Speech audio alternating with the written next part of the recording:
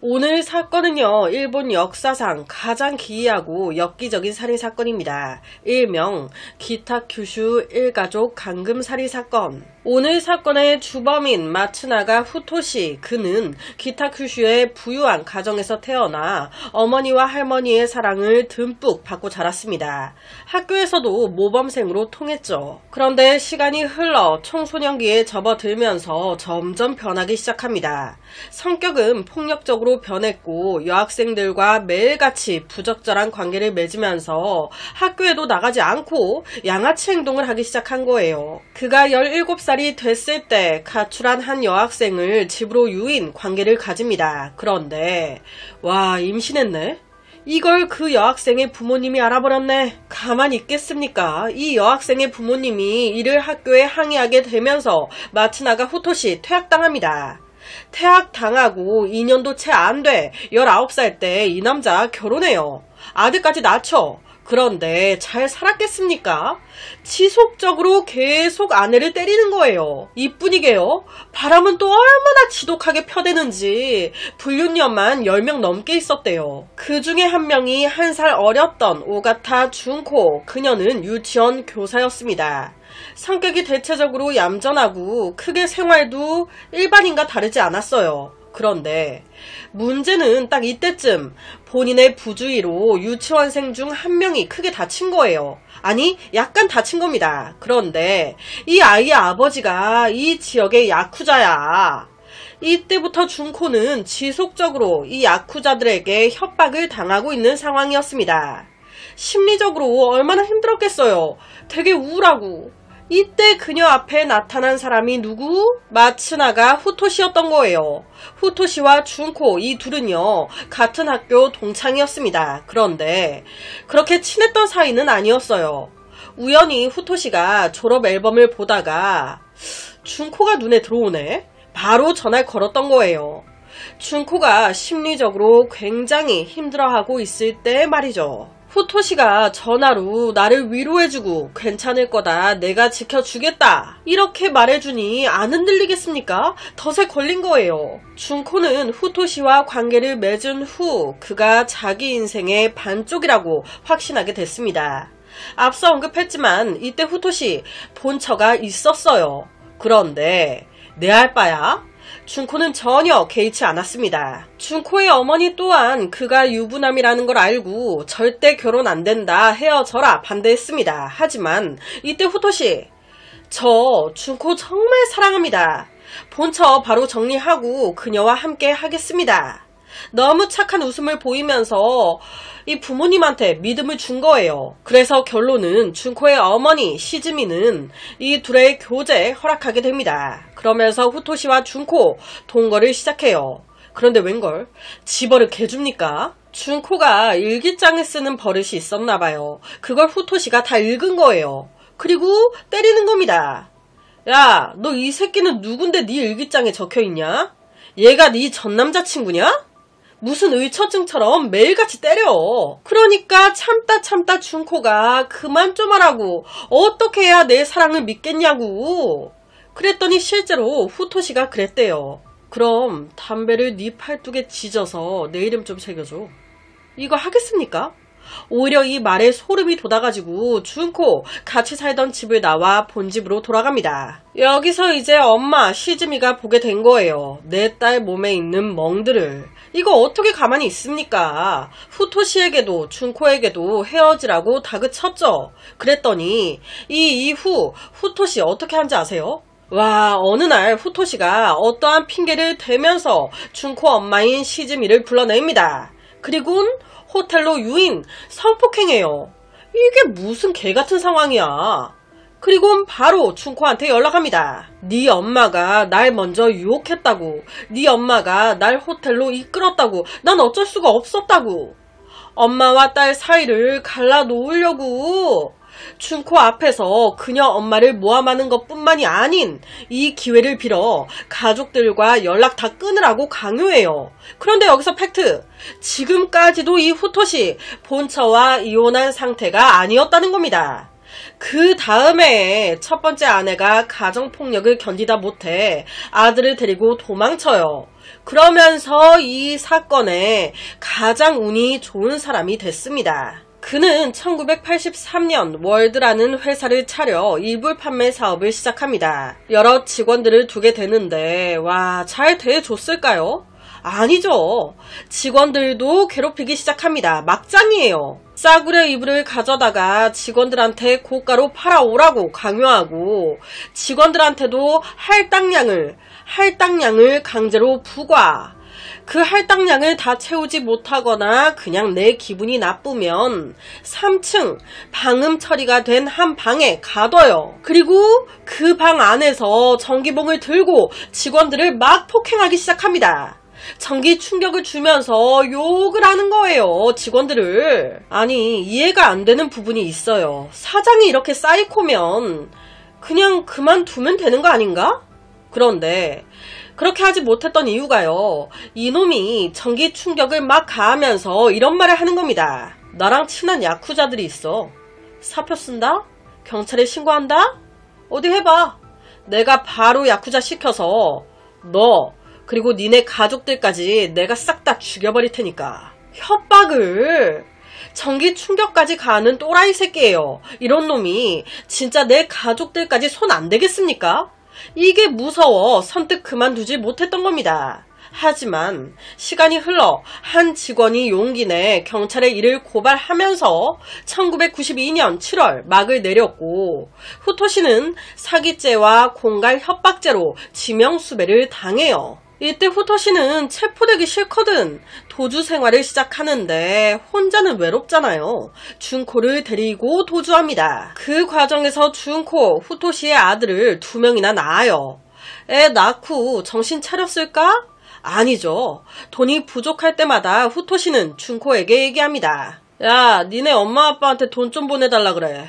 그래서 준코 가족은요, 총 63번에 걸쳐 약 1,500만엔을 보내요. 하나로 1억 4천만원 정도 나오더라고요. 검찰 수사가 지지부진한 틈을 타 도피 중이던 1996년 1월 후토시는 예전 자신과 함께 가짜 회사를 차리자고 제안했었던 부동산 중개인 토라야 쿠미오를 떠올립니다.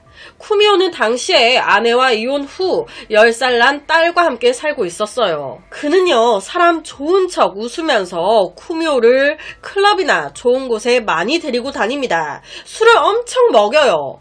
그리고 그가 완전 취했을 때 그와 그의 딸을 자신이 살고 있던 아파트 욕실에 가둬버립니다. 그 화장실에서 전기 고문을 시작하는 거예요. 왜? 이렇게 해야 이것들이 내 말을 고분고분 잘 듣거든.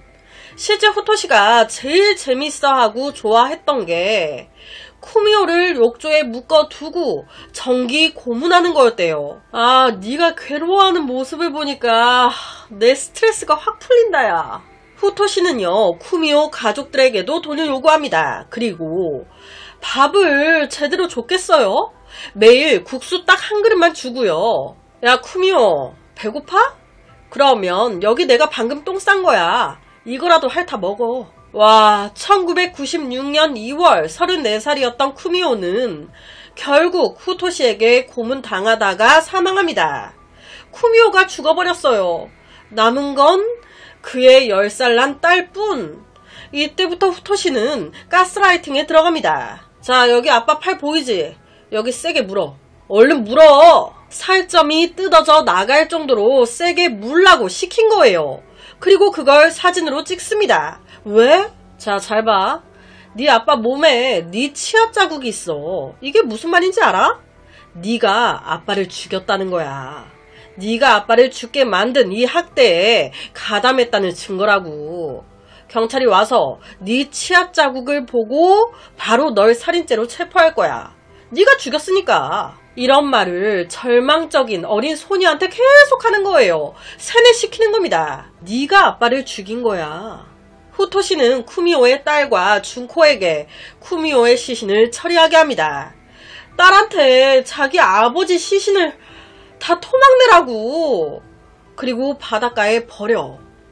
와, 쿠미오의 10살 난 딸은요, 아버지를 잃은 것도 모자라 아버지를 죽인 원수의 2 아들까지 돌봐야 했습니다. 그렇게 이놈의 공범이 돼버렸어요. 1998년 가지고 있던 돈을 모두 다 써버린 후토시는 다시 준코의 가족에게 눈을 돌립니다. 준코 가족한테 전화해요. 당신 딸이 사람을 죽이고 토막까지 냈어요. 내가 이거 경찰에 얘기하면 당신 딸 어떻게 될 것 같아요? 이 준코의 집안이요, 되게 좀 명문 있는 집안이었대요. 그렇다 보니 이런 사실이 알려지면 어떻게 되겠어요? 가문의 수치 아니야. 그러니까 준코의 아버지 체면을 위해서 후토시에게 6,300만엔을 더 줍니다. 하나로 5억 정도. 아니, 지금 줄 만큼 줬단 말이에요. 더 이상 이 준코 가족들도 돈이 없어. 이걸 후토시도 알게 된 거예요. 돈이 없어? 그럼 쓸모가 없네? 그러니 쓸모없는 쓰레기는 버려야지. 준코 가족들을 다 없앨 생각을 하기 시작합니다. 어떻게 없애지? 간단해. 가족들 간에 이간질을 하면 되지. 준코의 어머니하며 여동생하며 아버지까지 막 이간질을 하기 시작하는데, 팩트로 집중한 사람은 준코의 여동생 리에코의 남편 오가타 카즈야. 내 타겟은 너다. 이 오가타 카즈야를 불러내서 술을 마시며 위로하는 척 이런 말을 합니다. 당신 속아서 결혼한 거야. 내가 어떻게 하다 들었는데 당신 아내 예전에 낙태했었다고 하던데. 준코네 집안 여자들은 다 깨끗하질 않아. 내가 그냥 솔직히 말하는 건데, 당신 와이프 그리고 준코 엄마 사실 다 나랑 한 번씩 잤어. 불원년들이야. 먼저 속인 건 그년들이니까 마구 쳐 갈겨도 상관없어. 당신은 준코 집안의 둘째 딸 남편이지만 그거 알아?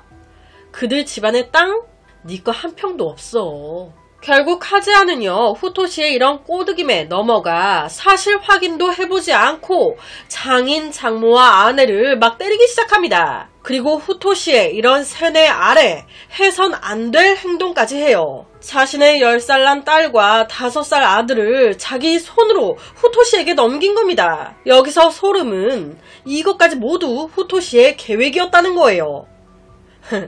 살인게임은 지금부터 시작이야. 후토시는요, 이 두 아이들을 인질로 삼아 준코 가족들을 모두 자신이 살고 있는 아파트로 유인합니다. 그리고 전선으로 피해자들의 몸 부위를 다 묶고 이 전기 플러그를 꼽았다 뺐다 하면서 전기 충격을 가하는 거예요.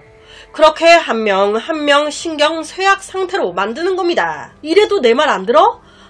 살고 싶어? 그럼 무릎 꿇고 내 발이나 핥아. 내 말에 복종하게끔. 더 충격적인 건 이 준코 가족 이런 고문을 무려 반년 동안이나 견뎠다는 거예요. 이 후토시가 내린 첫 번째 살인 명령은, 준코, 저기 네 아버지 네 손으로 전기 고문해 죽여. 61세 아버지를 고압 전기봉을 주면서 이걸로 온몸을 때려 죽이라고. 이게 사람 새끼입니까? 준코 아버지는요, 딸 앞에서 무릎을 꿇고 대성통곡하면서 제발 살려달라고 빌었습니다. 하지만 여러분, 준코는요, 지금 맨 처음 쿠미오 살인부터 혹은 그 전 자신의 학대부터 다 당해온 여자예요. 정신이 온전했겠습니까? 이미 다 뭉개졌지? 내가 지금 무슨 행동을 하는지 모르는 거예요. 무언가에 홀린 사람처럼 그녀는 후토시의 명령에 움직였습니다. 결국 이 준코 아버지 극심한 고통 속에 딸 손에 죽었어요. 와, 그 모습을 지금 곁에서 가족들이 다 지켜본 거예요. 이 아내 58세 어머니는 어쩝니까? 멀쩡할 수가 없죠. 남편이 죽는 걸 본 이후부터 정신이 이상해져 자주 악 하는 비명소리를 질러대는 거예요. 이게 후토시는 매우 듣기 싫었겠죠. 그래서 준코 플러스 준코의 여동생, 그러니까 엄마의 두 딸이 이 엄마의 두 다리를 각각 붙잡고요, 둘째 딸 리에코의 남편, 그러니까 사위가 어머니의 목을 졸라 죽입니다. 와, 60대 아버지는 큰딸 손에, 58세 어머니는 두 딸과 사위 손에 죽은 거예요. 이동안 준코의 여동생 리에코는요, 계속해서 후토시의 성폭행과 매일 귀에 전기 충격을 견디고 있었습니다. 이미 청력 잃은 상태였어요. 임신했을 가능성도 높았습니다. 그런데 얘도 필요 없어. 그래서 이 여동생 리에코가 10살 난 딸과 5살 아들이 있었단 말이에요. 야, 10살 딸, 너 일로 와. 너 여기 엄마 발 잡아. 그리고 리에코의 남편 카제아한테 당신이 목 졸라서 아내 죽여. 그러니까 이 여동생은 자기 남편과 자기 딸 손에 죽은 거예요. 이 사위 카즈야도 장모와 아내를 살해한 후 정신적으로 무너져 갔습니다. 매일 구토를 해댔고요. 후토시의 소변 대변을 다 핥아 먹었어요. 결국 사위 카즈야도 신부전증으로 사망합니다. 지금 준코의 엄마, 아빠, 준코의 둘째 여동생의 남편까지 다 죽었어요. 준코의 가족 중 남은 건 둘째 여동생의 자식들인 10살 딸과 5살 아들뿐. 준코의 가족들이 다 죽은 상황에서 얘네들도 필요가 없거든. 그래서 후토시는 와, 대박이에요. 10살 딸한테 야, 저 주방에 칼 보이지? 저거 들고 네 5살 동생 찔러 죽여. 지금 당장. 이 10살 된 딸은요, 지금 할머니, 할아버지, 엄마, 아빠가 죽는 것까지 다 봤어요. 심지어 내가 못 움직이게 발까지 잡았단 말이에요. 멘탈이 괜찮았겠습니까? 이미 무너져서 살인에 무감각해. 그냥 네 하고 칼 들고 푹 찌른 거예요. 그렇게 준코 가족 중 10살 난 딸만 남았습니다. 이 딸은 어떻게 했을까요? 후토시는요, 전기봉으로 그 어린애 얼굴을 때리고 지지고 발로 차서 기절시킵니다. 그리고 준코와 맨 앞서 부동산 업자 사망했던 쿠미오의 10살 난 딸이 있었잖아요. 준코와 쿠미오의 10살 난 딸한테 전기로 지져 저 어린애를 죽이라고. 그렇게 준코 가족들 모두 죽어버렸습니다. 여기서 충격적인 건 뭔지 아세요? 지금 몇 명이 죽어나갔는데 정작 주범인 후토시 손엔 피 하나 묻히지 않았다는 거예요. 그냥 그 부동산 업자 쿠미오 재밌다고 고문하다가 죽인 거? 그거 빼고는 없어요. 준코 가족들 다 서로 죽인 겁니다. 후토시 말 한마디에 로보트처럼 제일 사랑해야 할 가족들이 서로가 서로를 죽인 거예요. 이게 지금 말이 되는 상황입니까? 죽은 시신들은 모두 준코와 10살 쿠미오 딸이 다 처리했습니다. 다 토막내고요. 믹서기로 갈고요. 그걸 바다에 버렸어요. 이 악마 같은 놈이 잡힌 건요, 이 쿠미오 딸이 용기를 내준 덕분이었습니다.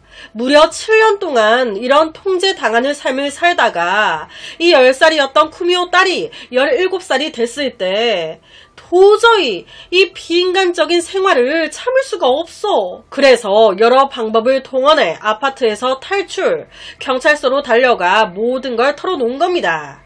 처음에 준코와 후토시는요, 아무 말을 하지 않았어요. 그런데 경찰은 느낀 거예요. 처음 딱 체포할 때 준코의 눈빛을 초점 없이 멍하니 약간 로봇 같은 움직임을, 경찰의 반복된 추궁 끝에 먼저 입을 연 건 준코였습니다. 이런 모든 고백에 대해 후토시는요, 억울하다고 얘기해요. 난 무죄라고. 그러니까 끝까지 미친놈이죠. 경찰은요, 한 가지 물었어요. 왜 피해자들을 그렇게 정기 고문한 거냐고. 그랬더니 실제로 이렇게 말했대요. 난 그들을 학대하려고 한 게 아니에요. 내가 이 집안의 가장이니까 제일 권위가 있는 사람으로서 공동생활의 질서를 잡으려고 한 것일 뿐. 일종의 질서를 잡기 위한 정기 교육이었다고 해야 할까요? 그놈의 정기교육, 자기는 조금만 찌릿해도 아파요 아파 라고 할 거면서 지가 왕이 된 듯 했겠죠. 다 내 말 하나에 움직이니까 내가 이 안에선 권력자야. 내가 이 안에선 왕이야. 지는 재밌었겠지. 게임하는 거 같았겠지. 와, 또라이 새끼 진짜. 실제 재판장에서 여러 사람들이 제발 후토시를 죽여달라고, 후토시나 준코나 다 똑같다고, 2007년 12월 26일 법원은 마츠나가 후토시에게 사형을 선고했습니다. 준코는 오랜 기간 학대와 협박을 받은 점을 참작 종신형이 선고되어 사실 이 사건에서 가장 무서운 건 살인의 수법이 아닌 준코의 가족들이 꼭두각시처럼 마츠나가 후토시의 명령에 따라 자신의 친족을 모두 살해했다는 점입니다. 7명 모두 왜 한 번도 저항하지 않고 도망치지 않았을까? 신고했던 17살 딸은요, 이때 자기도 무슨 생각을 하고 있었는지 모르겠다고, 자신이 마치 기계처럼 기계적으로 그의 명령을 수행하고 있었다고. 정기 고문은 그들의 마음에 변화를 일으켰습니다. 이 고통을 피하기 위해 준코 가족은 저항하지 않았을 뿐만 아닌 서로를 비난하고 오히려 마츠나가 후토시를 기쁘게 해주려고 막 애를 썼어요. 모든 사람의 마음에는 어두운 면이 있습니다. 이 인간성이 모두 야수성으로 대체될 때, 야수성으로 바뀔 때 끔찍한 재앙이 발생해요. 이번 사건은 후토시의 야수성이 완전히 인간성을 이겨 이런 끔찍한 사건을 초래했습니다. 준비하면서 정말 경악을 했습니다. 마츠나가 후토시는 준코의 가족을 아파트에 감금, 직접 손을 대지 않고 사람의 마음을 조종해 서로를 살해하도록 부추겼습니다. 7명 전부를. 오늘 제가 준비한 사건은 여기까지입니다. 이 사건에 대한 여러분의 생각은 어떠신가요? 매일 저녁 10시 25분 모미지 업로드, 구독과 좋아요 한 번씩 부탁드립니다. 내일 저녁 또 다른 사건으로 찾아뵙겠습니다.